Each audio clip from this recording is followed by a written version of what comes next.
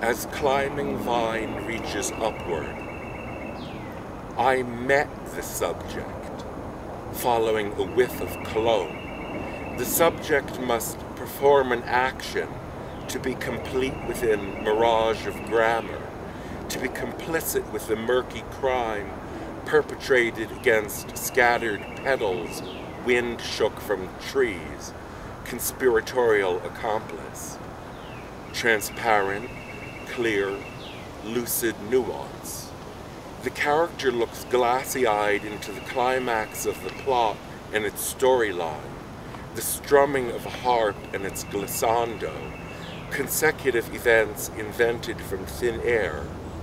A fantasia moved me to tears in my eyes, then, on a fresh handkerchief, dabbing my eyes, struck self-conscious in the face of fragile blossoms, sappier than Massenet's Meditation from Thais. Upturned pink magnolia, named after French botanist Pierre Magnol, 1638 to 1715. Pyrotechnic yellow forsythia, named after Scottish horticulturist William Forsyth, 737 to 1804. Royal purple wisteria, named after American physicist Caspar Wistar, 1761 to 1818.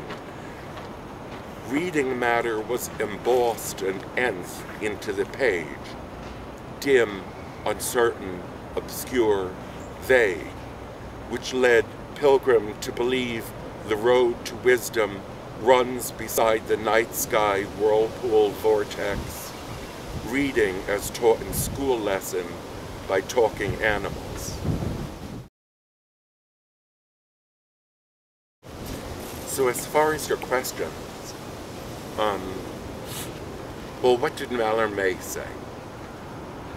Je dis en fleur, et voilà l'absence de tout bouquet. I say a flower, and there it is, absent from any bouquet.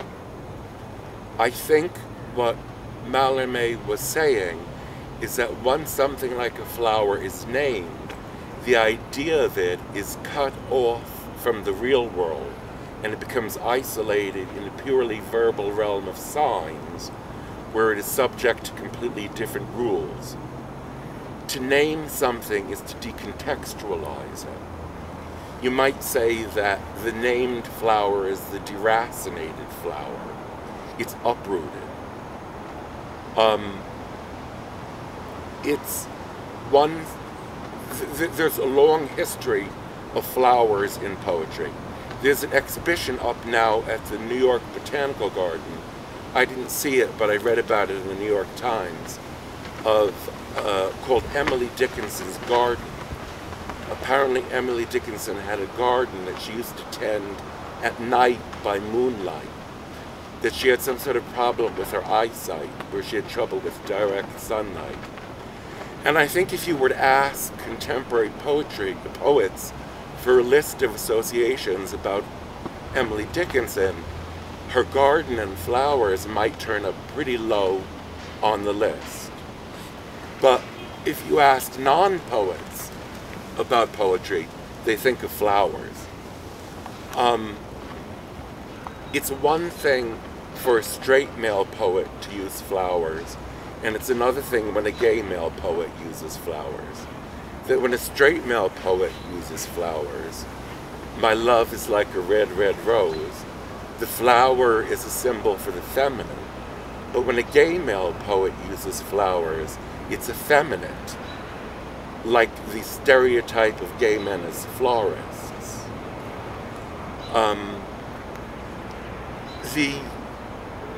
Once you start working with the representation of emotions, there's a fine line between the representation of emotions and sentimentality.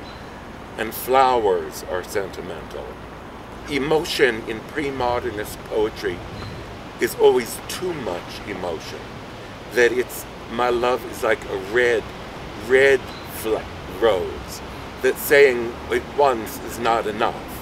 But emotion is always excessive and overabundant and reaching beyond itself. And the flower, I think, becomes a figure for this grasping after transcendence or the sublime.